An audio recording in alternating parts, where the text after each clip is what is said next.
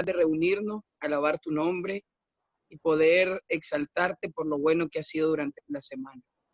Señor, ahora al estudiar en esta mañana la lección que nos has dado durante esta semana, te pedimos que cada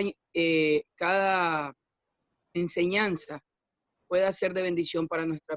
Dirígenos, guíanos, usa al hermano Leandro para presentar tu palabra de la mejor manera. Todo esto lo pedimos y lo agradecemos en el nombre de Jesús. Amén. Muy bien, hermano, entonces vamos a dar inicio Amén. al repaso de la lección número 4. El poder de la oración, interceder por otros. El apóstol Pablo le escribe a Santiago, el capítulo 5, verso 16, le dice claramente: confesaos vuestras ofensas unos a otros y orad unos por otros para que seáis sanados. La oración eficaz del justo puede mucho. Aunque sea muy difícil de creer, una de las herramientas más poderosas en la evangelización es la oración. Cuando buscamos a Dios intercediendo por los demás, Dios obra en nuestros propios corazones para acercarnos a Él y nos da la sabiduría divina para alcanzar a todos para su reino. Santiago 1:5, Pablo le dice: y si alguno de vosotros tiene falta de sabiduría, pídaselo a Dios, el cual da a todos abundantemente y sin reproche, y le será dada. Hermanos, todos sabemos la expresión guerra espiritual. La Iglesia Adventista la llama de otra manera. La identifica como el gran conflicto entre el bien y el mal. Al estudiar la Biblia encontramos diferentes textos acerca de la existencia de entidades angelicales caídas que luchan contra Dios en oposición a su plan de salvación para la raza humana. Uno de los pasajes más conocidos es posiblemente Apocalipsis 12:7, en el que se presenta al dragón y sus ángeles luchando contra Miguel y sus ángeles. Pero obviamente no es el único. También tenemos en Daniel 10:13 a los mismos personajes, solo que en lugar de dragón se menciona al príncipe del reino de Persia, que se opuso a Gabriel hasta que Miguel vino en su ayuda. Por otro lado, el apóstol Pablo declara en Efesios 6:12: porque no tenemos lucha contra sangre y carne, sino contra principados, contra potestades, contra los gobernadores de las tinieblas de este siglo, contra huestes espirituales de maldades en las regiones celestes. Bajo este contexto, Dios nos invita a vestirnos con toda su armadura. El apóstol Pedro también nos dice que tenemos un enemigo en común y que nos odia a muerte. Dice 1 Pedro 5:8: sed pues sobrios y velad, porque vuestro adversario el diablo, como león rugiente, anda buscando a quien devorar. Teniendo en claro que hay un ejército en el mundo de las tinieblas que procura hacerle daño al pueblo de Dios, debemos tomar en serio el hecho de que Dios nos dejó armas espirituales. El apóstol Pablo, en 2 Corintios 10, 4 y 5, nos dice, porque las armas de nuestra milicia no son carnales, sino poderosas en Dios para la destrucción de fortalezas, derribando argumentos y toda altivez que se levanta contra el conocimiento de Dios y llevando cautivo todo pensamiento a la obediencia de Cristo. Una de esas armas es la oración. Y como el conflicto tiene que ver con la salvación, orar por quienes deseamos llevar a los pies del Señor es algo fundamental. Toda oración, hermanos, es escuchada. Tan pronto como se eleva. La tenemos registrado en Daniel 10, 2 y 13, cuando Daniel oraba por su pueblo y luego Gabriel vino a decirle que desde el momento que él comenzó a orar, su oración fue escuchada. Entonces podemos decir con exactitud, con certeza, que toda oración que es elevada al trono de la gracia es escuchada. Sin embargo, la respuesta está determinada por todo lo que está involucrado en el gran conflicto. No lo podemos entender completamente. Dios determinó que de alguna manera la oración activa las providencias del mundo espiritual. En el libro Mensajes Selectos, tomo 2, página 471, la señora White nos dice, los ángeles ministradores esperan junto al trono para obedecer instantáneamente el mandato de Jesucristo de contestar cada oración ofrecida con fe viva y fervorosa. Aunque no lo veamos, la oración mueve el mundo espiritual en maneras inconcebibles para nuestra mente, principalmente en lo que tiene que ver con la salvación de las almas. Sin embargo, yo quiero establecer dos principios fundamentales en el tema de la oración. El primero es el siguiente. La oración no es una moneda y Dios no es una máquina expendedora. Y esto es muy importante que lo entendamos, porque la gran mayoría de los cristianos, incluyéndonos, pensamos y vemos a Dios a través del vidrio de la máquina. Y cuando seleccionamos, según nosotros, la bendición que queremos que Dios nos la conceda, creemos entonces que cada bendición tiene un precio al cual pagar. Y ese precio o ese pago lo hacemos con nuestras oraciones. Mientras más grande sea la bendición o más la deseamos, más tiempo tenemos que orar para obtenerla. Y si le incluimos a eso unos días de ayuno, entonces creemos que tenemos más posibilidades que Dios nos la conceda. ¿Saben cómo Jesús le llama a esto en la Biblia? Le llama paganismo. Porque él define que donde quiera que el hombre tenga que hacer sacrificios o largas peticiones, súplicas repetitivas para alcanzar la bendición de Dios, no está adorando al Dios que Jesús nos ha revelado.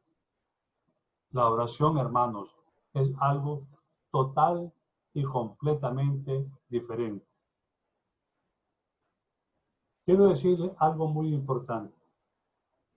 Una de las características más importantes de la oración es la devoción. Nosotros tenemos obligadamente que tener claro en nuestra mente que Dios nos escucha. Nosotros, hermanos, debemos de hacer algo muy importante. Debemos saber que una de las características más sorprendentes de las criaturas inteligentes es su capacidad de elegir. Y hasta donde yo sé, solamente la raza humana, la clase celestial, angelical, tenemos esa capacidad. Una de las reglas del gran conflicto, y tal vez la más importante, es que nadie puede violentar el libre albedrío de los demás. Dios se autolimitó para respetarlo, y Dios no permite que Satanás o sus secuaces lo fuercen.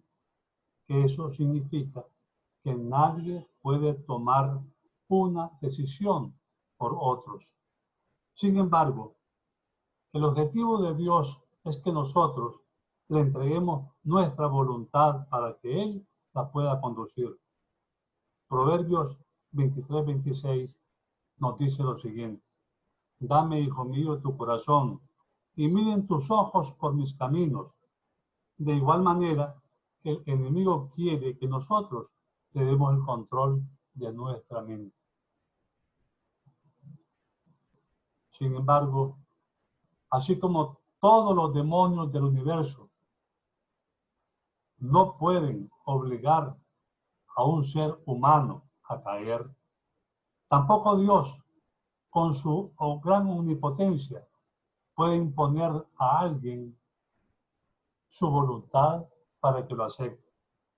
Es eso precisamente en el que consiste el conflicto, en que cada cual tomará su decisión para salvación o para perdición, y no tendrá ninguna excusa de haber sido coaccionado.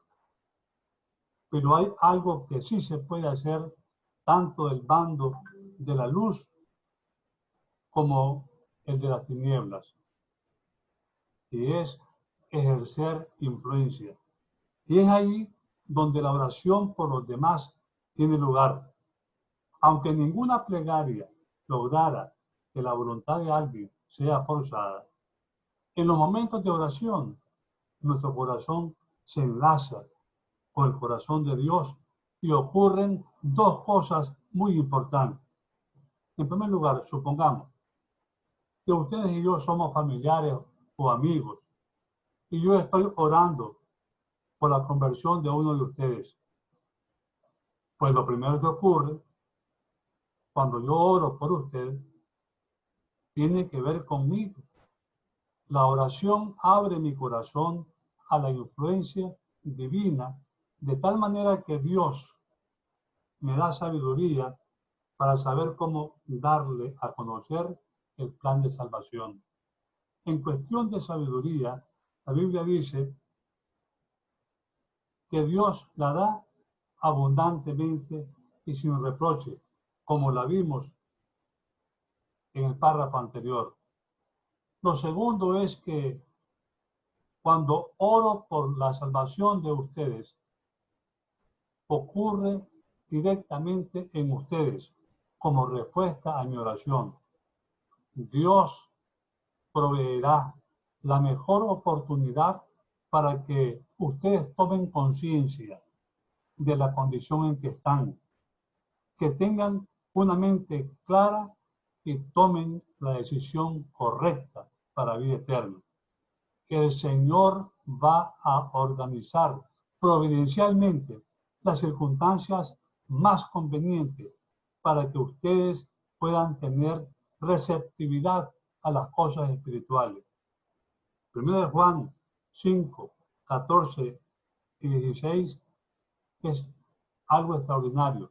Ahí se nos dice, esta es la confianza que tenemos en Él, que si pedimos alguna cosa conforme a su voluntad, Él nos oye.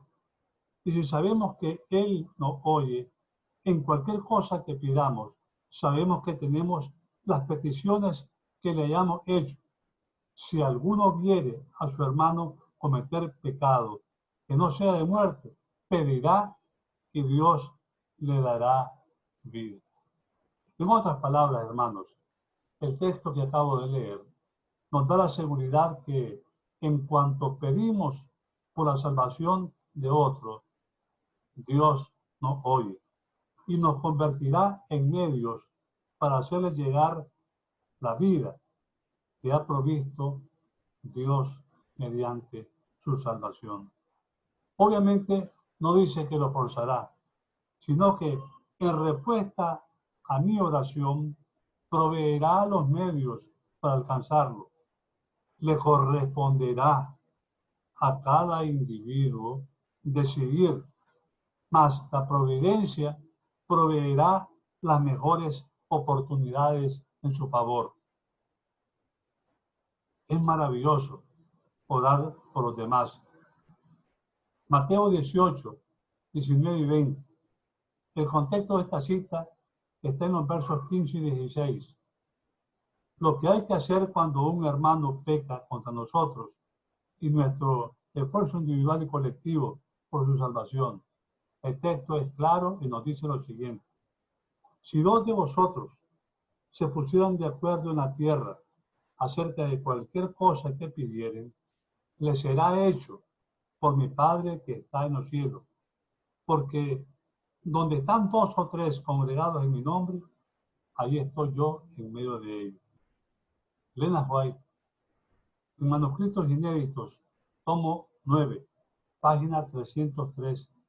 Después de citar este mismo pasaje, ella agrega, se hizo esta promesa con la condición de que se ofrezcan oraciones unidas en la iglesia y en respuesta a estas oraciones pueden esperarse un poder mayor que el que vendría en respuesta a oraciones privadas. El poder dado será proporcional a la unidad de los miembros y a su amor a Dios y los unos a los otros.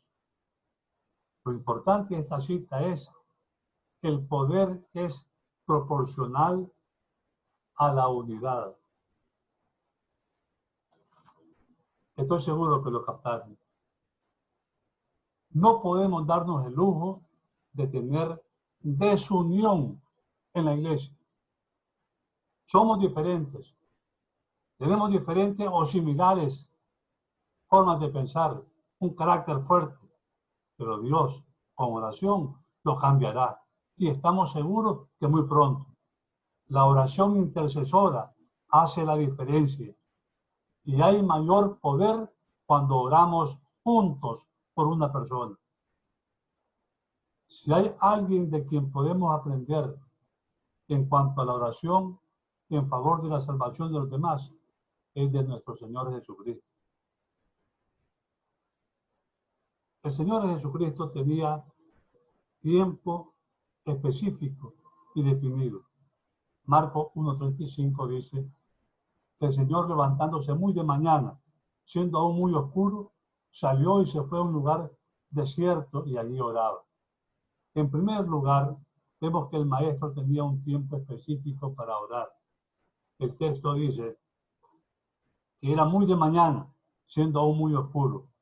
Cuando el Señor no pasaba la noche entera orando, se levantaba muy temprano a hacerlo. Si nosotros queremos ser exitosos en nuestra oración por la conversión de los demás, debemos escoger una hora específica para dedicarnos a esta clase de labor.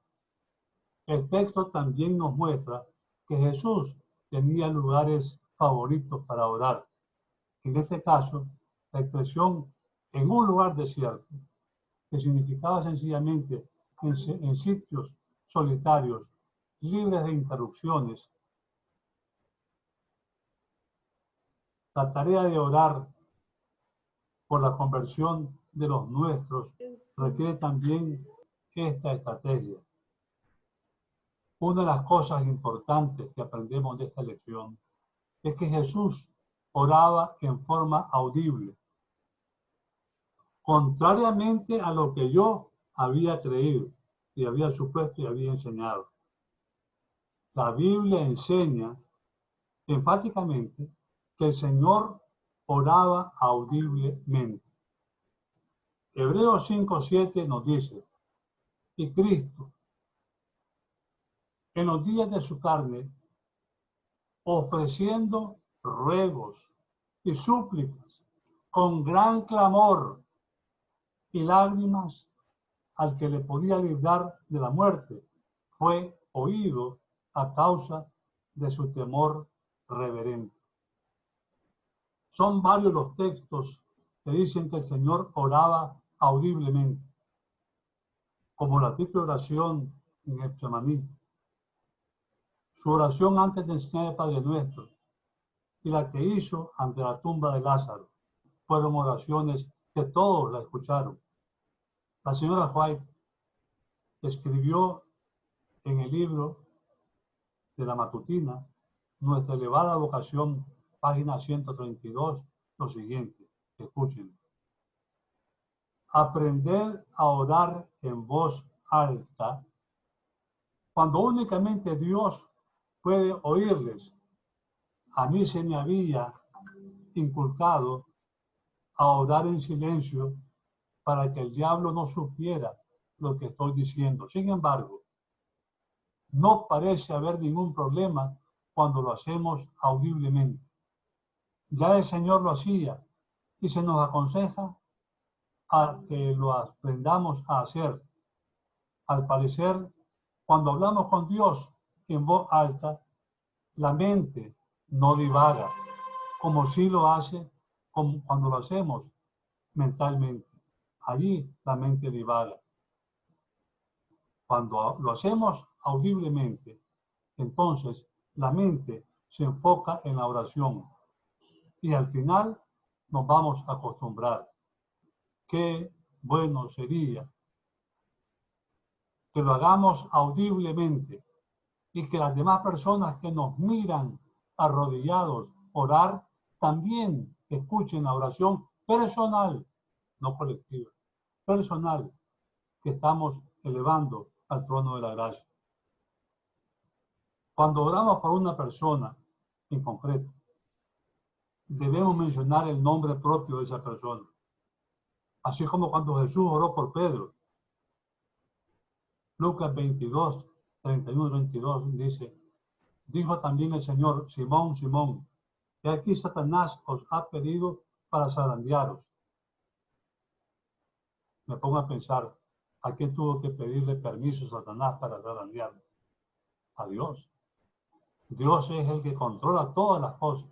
Y así como le dio permiso para tentar a Job, ahora le da el permiso para tentar a Pedro. Sigo leyendo. Satanás os ha pedido para zarandearos como a trigo. Pero yo, dice Jesús, qué privilegio, yo he rogado por ti. He orado por ti. Que tu fe no te falte.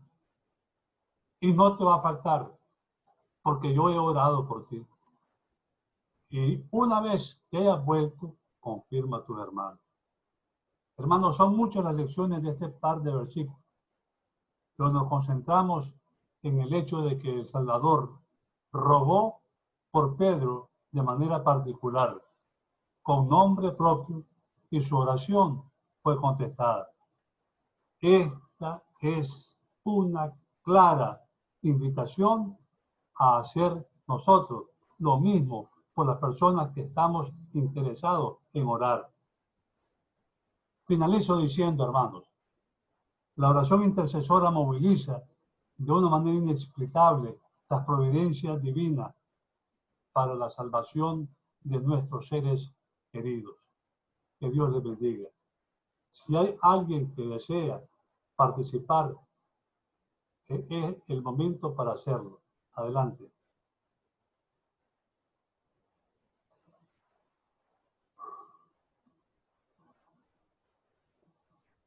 Buenos días, feliz sábado. Yo solo quisiera agregar de que cuando nosotros intercedemos, en realidad estamos haciendo una labor que Dios nos ha encomendado, que Jesús nos dio ejemplo.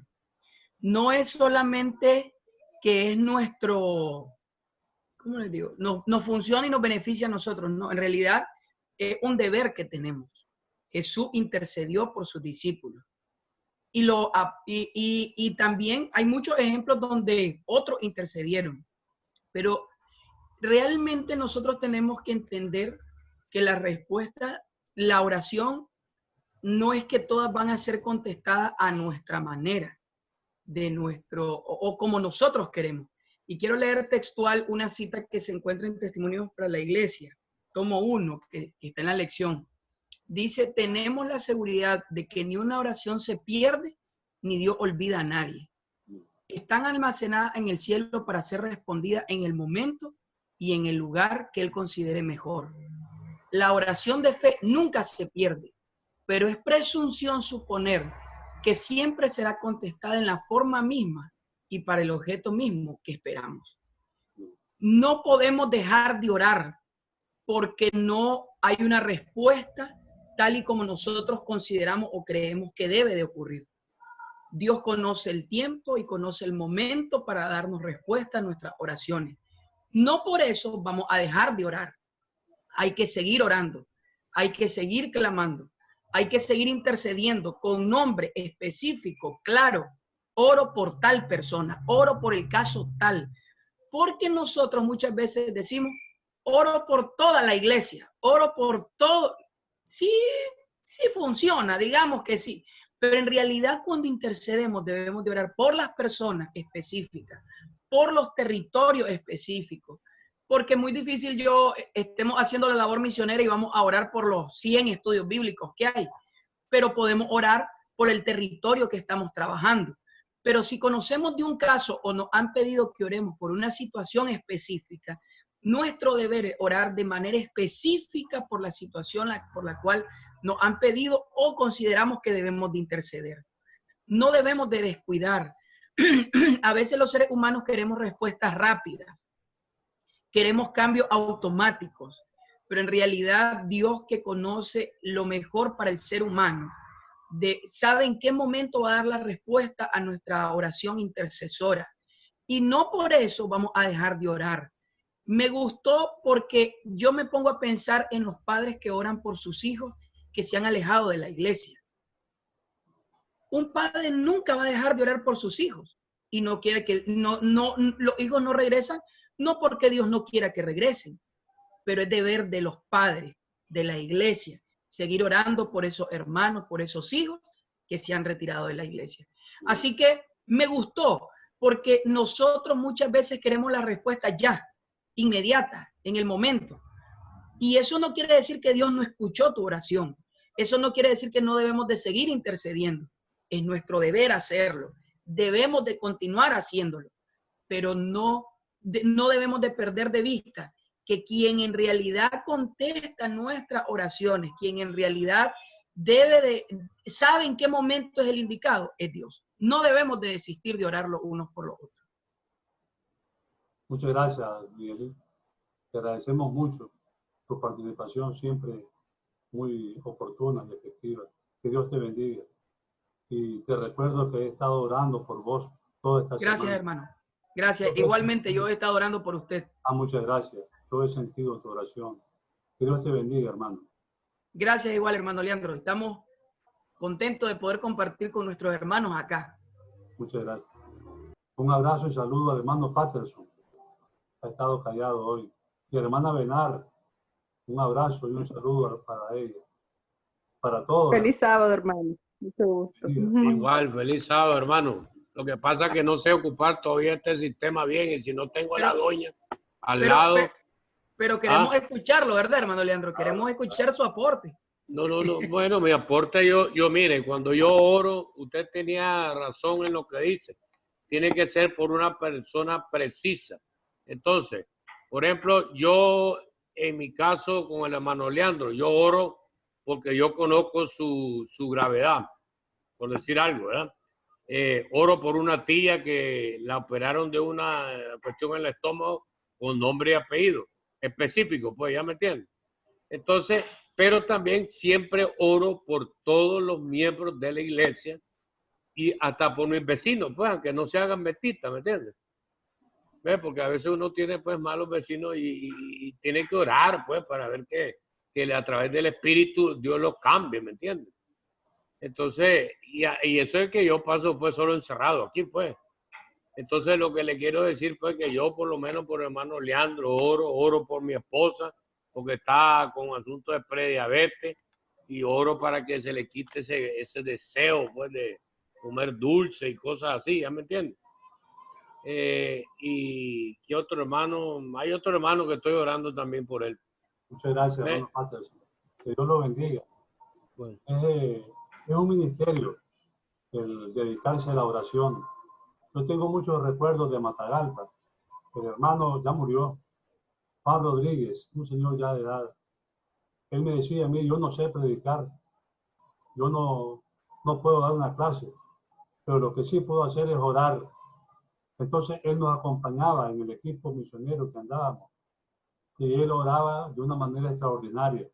Nos daba mucha fuerza, nos motivaba. Sentíamos que era una inyección espiritual cuando él oraba. Yo recuerdo perfectamente el ministerio de la oración del hermano Juan Rodríguez. Hace muchos años él ya descansa, pero yo no puedo olvidarme la forma en que él oraba. Otra persona que me recuerda al hermano Juan Rodríguez en la forma de orar es el hermano Justo Vázquez. Para mí es una de las personas que más lindo ora en la iglesia de Alfa. A mí me agrada escucharlo por su forma de expresión, porque siento que hay firmeza, que hay convicción, que hay deseo de que las cosas se hagan conforme a la voluntad de Dios. Es muy bonito orar porque uno se conecta con Dios y se conecta con los hermanos. Me quedan solamente 2 minutos. Si no hay nadie más que participe, voy a dar por terminada esta reunión. ¿No hay nadie más? Entonces le vamos a pedir a la hermana Benar que nos despide en oración. Sí, ya va, pero ténemelo ahí, negrita. Padre nuestro que moras en las alturas de los cielos, cuán grandes y maravillosas son tus obras, Señor. En esta mañana queremos agradecerles por todas y cada una de las bendiciones. Queremos darle gracias porque no nos ha faltado nada. Que su Santo Espíritu more en nuestras mentes y en nuestros corazones, aumenta nuestra fe. Llena nuestras vidas de la necesidad de amarte cada día más y poder reproducir ese amor hacia los demás. Guíanos, Señor, por sendas de luz y bendiciones de lo alto para hermano Leandro y cada uno de los hermanos que hoy están conectados en este lugar y por cada uno de los de la iglesia, Señor. Llénanos de tu amor y de tu paz. En el santo y bendito nombre de Cristo Jesús. Amén. Dios les bendiga a todos, hermanos. Nos vemos el próximo sábado si Dios nos presta vida. Que Dios les bendiga. Dios les bendiga. Feliz sábado. Feliz sábado, hermano.